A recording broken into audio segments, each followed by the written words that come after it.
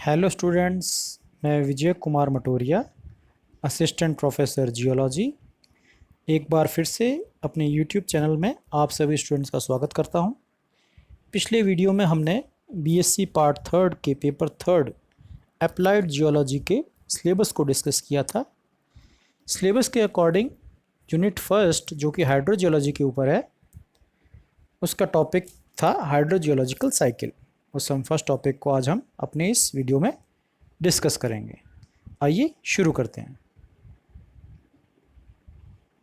Hydrogeological cycle का एक ये डिस्क्रिप्टिव डायग्राम है जिससे पूरी साइकिल को समझने में बहुत आसानी होगी। Water cycle, water moves around our planet by the process shown here. The water cycle shapes landscapes, transport minerals and is essential to most life and ecosystem of the planet। इस water cycle में हम देख रहे हैं कि जैसे ये oceans है, ओशियन से वाटर ऊपर उठा प्रोसेस एवेपोरेशन से, ऊपर उठ के ये कंडेंस फॉर्म में हुआ और आगे बढ़ा क्लाउड्स के फॉर्म में। कंडेंसेशन हुआ, कंडेंसेशन के बाद प्रेसिपिटेशन हुआ, प्रेसिपिटेशन मतलब रेनफॉल, और वापस अर्थ सरफेस पहुंच गया और रिवर्स के फॉर्म में फ्लो के वापस ओशंस तक पहुंच गया। कुछ वाटर इनफिल्टर भी हो गया ये भी, लेकिन अल्टीमेटली ओशंस तक पहुंचा।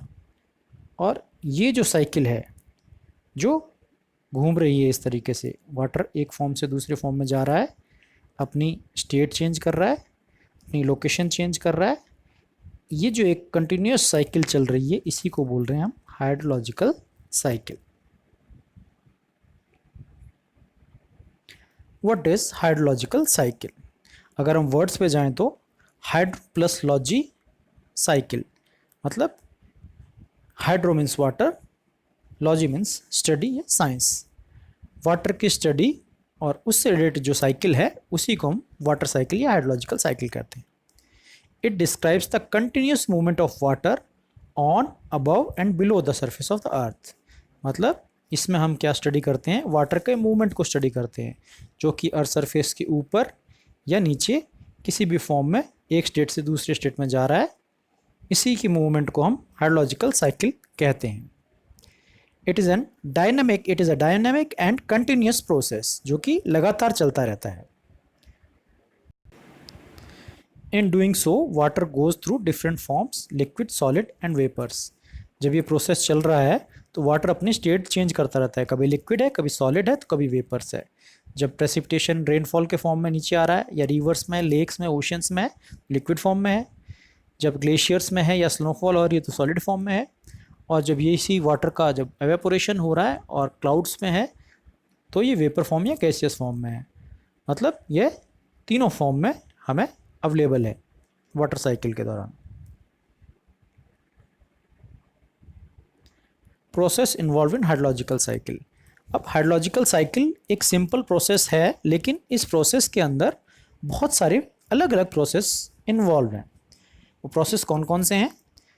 Water moves from one place to another under following physical processes: evaporation, transpiration, condensation, precipitation, infiltration and surface run of.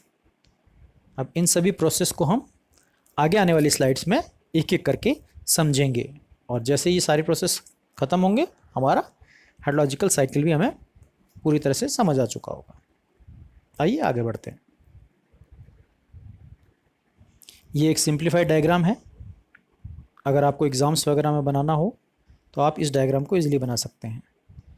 Same process, evaporation हुआ, एवेपोरेशन से कंडेंसेशन, कंडेंसेशन के बाद क्लाउड्स आगे बढ़े, आगे बढ़ते हुए यहाँ पे ठंडा हुआ और प्रेसिपिटेशन हो गया, रेनफॉल हो गई, सरफेस पे पहुँच गया वाटर, फिर आइदर लेक्स पे डिपॉजिट हो गया या रिवर्स के फॉर्म में वापस फ्लो होके ओशियंस में आ गया।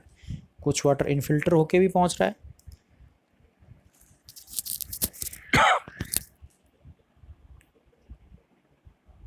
सेम ही डायग्राम था मगर थोड़ा इजी। एवेपोरेशन, अब जो पहला जो प्रोसेस हमने उसमें पढ़ा एवेपोरेशन। एवेपोरेशन क्या है? Evaporation is a process by which water changes from a liquid to gas और वेपर्स। जब लिक्विड फॉर्म से वाटर अपनी गैसियस फॉर्म में आ रहा है या वेपर फॉर्म में आ रहा है तो इस प्रोसेस को बोलते हैं एवेपोरेशन।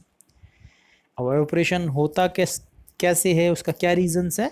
तो उसका रीज़न है sun, solar energy. Evaporation is an essential part of water cycle. The sun drives evaporation of water from oceans, lakes, moisture in the soil and other source of water. किसी भी source पे जहाँ पे भी water available है earth surface पे, उसका evaporation का अल्टीमेट रीज़न क्या है?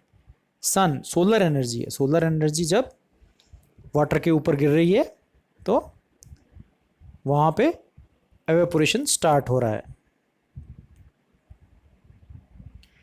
In hydrology, evaporation and transpiration are collectively termed evapotranspiration. अब इसमें एक टर्म और आ रही है evapotranspiration, वो दो टर्म से मिलके बनी है evaporation and transpiration।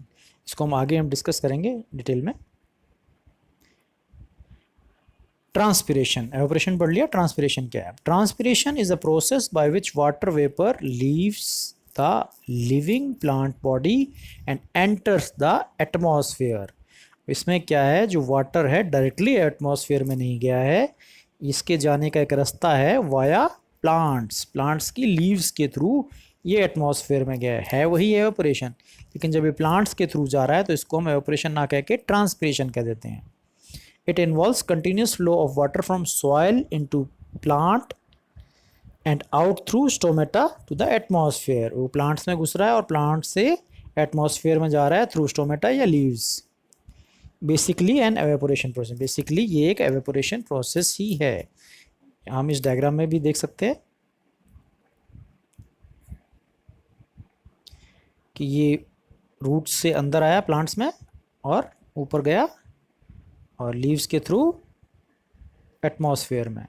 तो यही है एवेपोट्रांसपिरेशन या ट्रांसपिरेशन, सॉरी ये है ट्रांसपिरेशन। और जब एवेपोरेशन और ट्रांसपिरेशन को कंबाइंडली बोलते हैं तो हम एवेपोट्रांसपिरेशन